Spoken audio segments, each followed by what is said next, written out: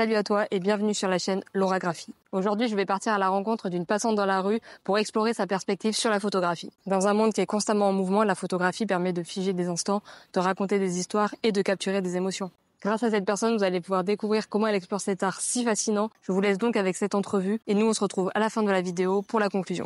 Quel est votre premier souvenir lié à la photographie? Premier souvenir, les albums photos de mes parents. Ouais. Quand on va souvent les piocher en mode chez eux ou dans leur tiroir et qu'on voit un peu toute leur vie et tout ça. Je dirais ça m'a bien marqué. Ok. Quelle est la plus grande force de la photographie en tant que moyen d'expression? Je pense que ça fait ressentir beaucoup de sentiments.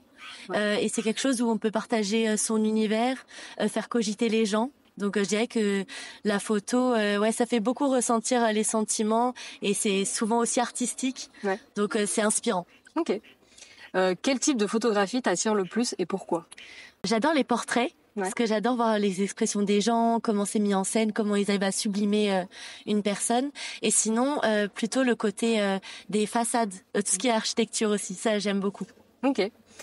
Penses-tu que la photographie peut changer la façon dont nous percevons le monde et pourquoi? Oui, parce que souvent, je pense que ça contribue, et notamment quand on veut faire passer des messages ou même des choses importantes, fortes qui se passent et tout partout à l'étranger. Des fois, la photo, ça permet de faire réagir et donc du coup aussi de sensibiliser. Donc ouais, je pense que c'est super important. Ok. As-tu déjà utilisé la photographie pour documenter des événements importants de ta vie? Si oui, lequel? Un moment important de ma vie, je sais pas, mais quand j'avais fait Interrail, et j'avoue, j'avais fait quoi? Interrail, les voyages en train. Tu voyages en gros dans plusieurs pays et tu prends le train. Ouais. Et j'avais fait ça avec ma sœur et du coup, comme c'était un moment important, parce qu'on avait fait un mois un peu en mode road trip, sympa. Et on était partis un peu tout ce qui est les pays de l'Est. On avait fait le Nord, on avait fait tout ce qui est un peu les classiques, genre Londres, Berlin et tout. Et on avait grave aimé, on avait pris plein de différentes photos de toute l'architecture, la culture, et du coup c'était un moment important qu'on avait illustré en gros avec plein de photos d'étapes quoi. Comment la photographie a-t-elle évolué avec l'avènement des smartphones et des médias sociaux? Des smartphones. Oui, je pense parce que c'est des objectifs et des un cadrage différent, des outils différents, et je pense qu'avec l'iPhone ou n'importe quel téléphone, c'est tout terrain. Mais il y a tellement de matériel, même l'argentique qui est vraiment spécifique, et je pense que oui, ça va continuer à exister, qu'il y a besoin de toute façon de photographes obligatoire. Il faut. C'est important. C'est ça. Est-ce que tu penses que tout le monde peut devenir photographe avec suffisamment de pratique, ou est-ce que c'est vraiment un talent pour toi? Je pense que, en tout cas, si on est vraiment intéressé et que c'est une passion, dans tous les cas, on peut, parce qu'on va se donner les moyens et que il y a plein de choses aujourd'hui où on peut trouver des infos, prendre des cours et tout. Mais il y a aussi ce côté talent où peut-être que il y en aura d'autres qui vont vraiment se démarquer et où c'est vraiment waouh, un effet waouh quand on voit les photos.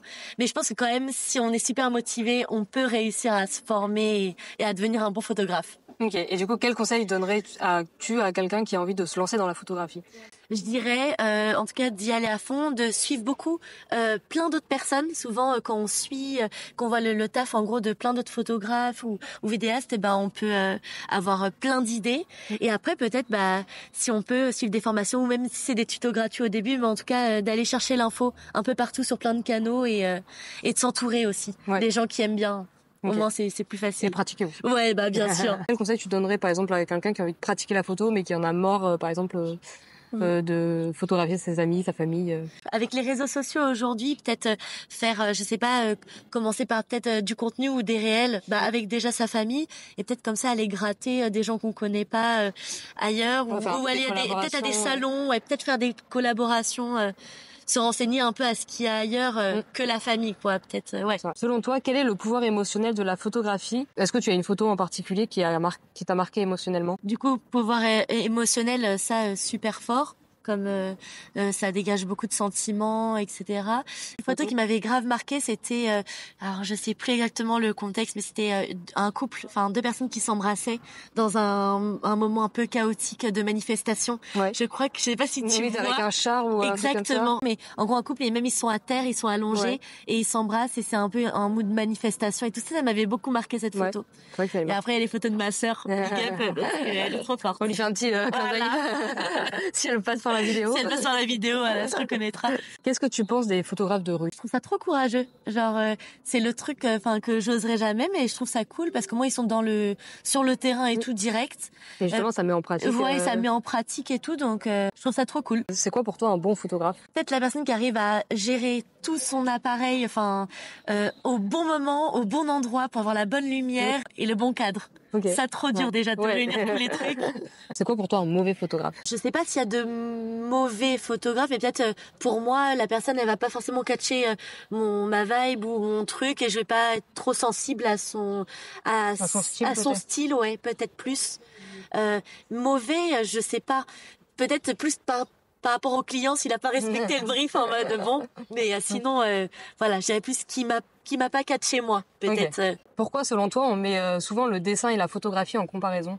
Parce que peut-être le dessin, c'est vraiment les deux sont super artistiques, mais la photo, ça approche encore plus de la réalité. Donc peut-être le dessin, souvent, c'est un moyen un peu d'illustrer et la photo de vraiment avoir un impact visuel important. Okay. Et réaliste. Si tu devais donner un conseil pour se trouver jolie sur les photos?